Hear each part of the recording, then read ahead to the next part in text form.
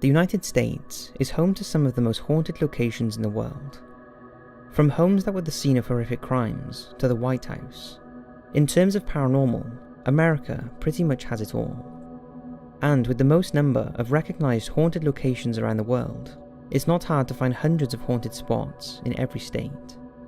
This huge and history-rich country is in the spotlight for episode 2 of our Most Haunted Locations Around the World series. So hit the lights, sit back, and enjoy. Dudley Ghost Town. In northwestern Connecticut, within the town of Cornwall, lies the remains of the abandoned Dudley Town. There are few traces left of the original village, just a few cellar holes and foundations remain, and the place is slowly being claimed by the surrounding woodland. But this is not just another abandoned place. For many years, it's been plagued by rumours of evil spirits, ghosts, and curses, many of which surround its dark past during occupation. The town was founded in the 1740s, and from the start, it's thought the high lead content in the drinking water was causing death and dementia. There was also an epidemic that was wiping out families, and a bizarre incident when local resident General Herman Swift, who had served under George Washington, found his wife dead on their porch, struck by lightning. The incident caused him to descend into madness. There were also many suicides and child disappearances. Nowadays, it's said that birds do not sing in the forests near the site, and the place is a lure for Satanists and black witches, who regularly perform rituals in the woods. It also attracts ghost hunters and paranormal experts. In fact, the place is now officially closed to the public due to the amount of visitors. There is definitely something strange about this place. Even noted demonologist Ed Warren believed Dudley Town was cursed, saying the area had an aura of disaster. Visitors have reported feeling a chill as soon as they enter the area, and there are many reports of people being followed by a black mass. I'd be interested to know if any of you have visited this place, and your thoughts on it. Union Cemetery. Union Cemetery is another location based in Connecticut, and is thought to be the most haunted graveyard in the United States. The cemetery dates back to the 1700s, and sits beside the Eastern Baptist Church, close to the intersection of Route 59 and 136, but it's far from being a forgotten graveyard, and to this day it still hosts burials. However, in paranormal circles, it's the home of the White Lady, an apparition that has been witnessed dozens of times since her supposed death in the 1940s. The evidence supporting this is pretty compelling, and Ed Warren also claims to have seen the ghost after a stakeout at the cemetery in 1990. He claimed that at 2:40 AM he heard the sound of a woman weeping, and when he looked out to the headstones, he could see little spots of light fusing into the shape of a woman. Ed and his wife Lorraine were so convinced of the White Lady's presence that they wrote a book about it entitled Graveyard. The legend of the ghost has a couple of different versions. One account claims she died during childbirth and was buried in the cemetery, but her confused spirit could not rest, and she wanders around the cemetery at night. Others say she was murdered by her husband and thrown into a sinkhole behind the church. The White Lady supposedly has a habit of appearing from nowhere in front of cars as they drive by, causing them to brake and veer to avoid hitting her.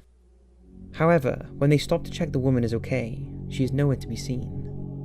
On one occasion, a local firefighter was driving by the cemetery when a dark-haired woman in a white dress walked out in front of his car. He felt the impact as he hit her, and the front of his car was dented. However, after a thorough search of the area, nothing was found. But the White Lady is not the only ghost that is said to haunt Union Cemetery. It's also said to be haunted by Red Eyes, believed to be the spirit of Early Kellogg, a local man who set fire to the street in 1935. This ghost has been spotted peering through bushes with glowing eyes and following people, but when they look around, no one is there. RMS Queen Mary. RMS Queen Mary is now permanently moored as a tourist attraction, hotel, museum, and event facility in Long Beach, California. But she had a long career as one of Cunard Line's express superliners. She was a huge ship that was bigger, faster, and more powerful than Titanic, and soon after sailing her maiden voyage in 1936, she captured the prestigious Blue Riband. However, with the dawn of the jet age in the late 1950s, the Queen Mary was losing money, and after a failed career as a cruise liner, she was withdrawn from service in 1967. That is when she started her life as a tourist attraction in Long Beach, where she was permanently docked and became a luxury hotel that she is today. The ship attracts thousands of visitors a year, and has also gained the reputation as one of the most haunted places in the world, with as many as 150 individual spirits supposedly lurking around. Not surprisingly though, as during her service, the ship witnessed as many as 49 deaths. It's door 13 that attracts the most activity, as it was the scene of 2 fatalities, the most recent being in 1966, when its heavy watertight door crushed an 18-year-old crew member during a routine drill. It's his bearded spirit dressed in blue overalls that allegedly walks the length of the shaft alley before disappearing on the approach to door 13. The 2 swimming pools on board are also a hotbed of paranormal activity, despite both pools now being closed. In the first-class swimming pool, women dressed in 1930s swimwear have been spotted wandering around the area where the pool once was, and sounds of splashing and laughter have been heard, along with wet footprints. The spirit of a young girl holding a teddy bear has also been spotted.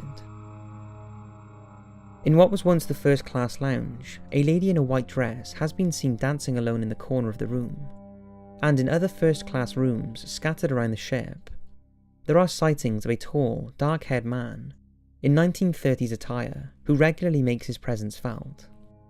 Other strange occurrences include taps turning on by themselves, lights turning off and on, cold spots, inexplicable knocking, and strange aromas.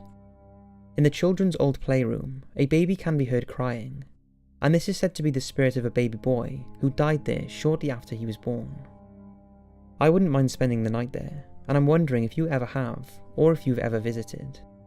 If so, what was it like? The Hollywood Sign. The Hollywood Sign is probably one of the most famous landmarks in the world. It stands proudly in the Hollywood Hills in Los Angeles, and in our modern world is a symbol of the glamour and affluence of movie stars and the film industry. However, the sign has a long history, and not all of it is glamorous. Many may not know it's one of the most haunted sites in LA. The original sign was constructed in 1923. It originally read Hollywoodland. Each letter stood at 50 feet high, and when illuminated with its 4,000 bulbs, it was a dazzling sight. Initially, it was only expected to last around 18 months, but with the emergence of American cinemas in Los Angeles, the sign became synonymous with the golden age of Hollywood, and an internationally recognized symbol of the film industry, so it was decided to leave it in place.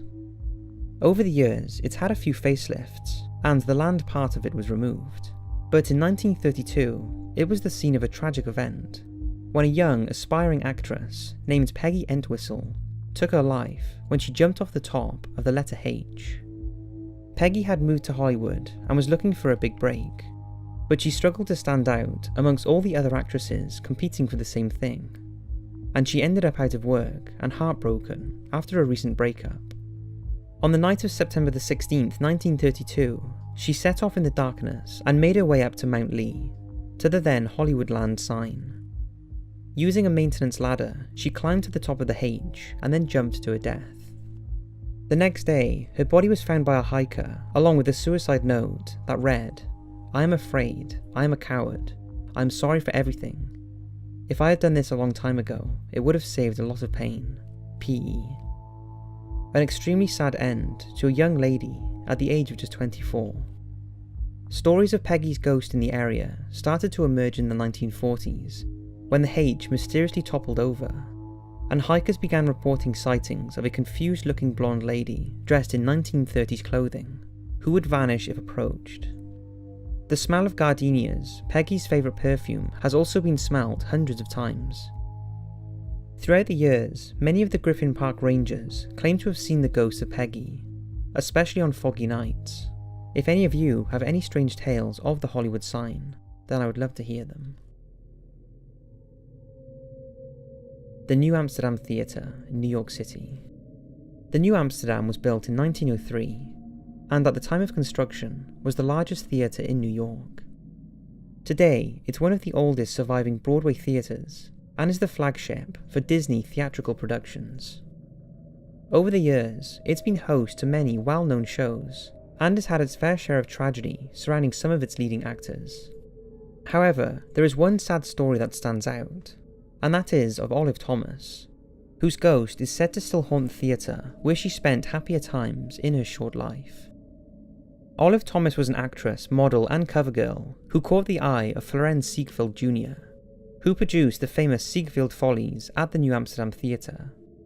In 1915, Olive made her debut with the Follies, and her popularity led to her being cast in Ziegfeld's Midnight Frolic Show, a show for wealthy gentlemen guests who willingly gifted their money to the female performers. This new role was profitable, and she received extravagant gifts from her admirers. In 1916, she married Jack Pickford, who was the youngest brother of film star Mary Pickford. It was around this time that Olive's silent movie career also started to take off. However, her marriage with Pickford was tumultuous, with rumours of his alcoholism and womanizing. So in 1920, in a last-ditch attempt to save their marriage, the pair decided to take a second honeymoon and headed for Paris. After a night of partying, the couple returned to their Paris hotel room, and an intoxicated Olive reached for a drink before screaming. Pickford rushed to her side, and after realising she had drunk a liquid solution that had been prescribed to him to topically treat sores caused by his chronic syphilis, he tried to make her vomit. Olive was rushed to hospital, but died 5 days later. For most of this time, she was conscious and was not aware that she would die. Her death was recorded as accidental, due to acute nephritis caused by mercury absorption. Jack Pickford brought his wife's body back to the United States, and she was interred in a crypt at the Woodlawn Cemetery in the Bronx. At the time, her death was viewed as one of the first major Hollywood scandals, with conspiracy rumours rife and a lot of unanswered questions. Not long after her death, stagehands at the New Amsterdam began telling friends that they had run into Olive backstage, despite knowing that she was dead. She was seen wearing her green beaded Follies dress, her beaded headpiece, and her sash carrying a blue bottle. Over the years, the theatre fell into disrepair before it was rescued by the Disney Corporation in 1995. This is when Dana Amendola, the man who was put in charge of restoring the New Amsterdam Theatre, received a strange phone call at 2:30 a.m. It was from a hysterical security officer who had been patrolling the theatre. He claimed he saw a woman on the stage in a green beaded dress, headpiece and sash, holding a blue bottle. He shouted at her, and she left the stage and walked straight through the wall. But this was far from the only sighting. During the renovations in the 90s, workers had several encounters with Olive. Nowadays, she is said to be a regular visitor to the theatre, although does not mingle with the audience and prefers to make her presence known when they have gone. To this day, 2 portraits of her are on the wall backstage. Olive has been known to cause mischief if she isn't happy about something, and sets sometimes shake for no apparent reason. Light bulbs often burn out, and electrical malfunctions occur all too often to be a coincidence. All of this has led many to believe the New Amsterdam is one of the most haunted theatres in the United States, and I would love to know if you have any stories to share about it.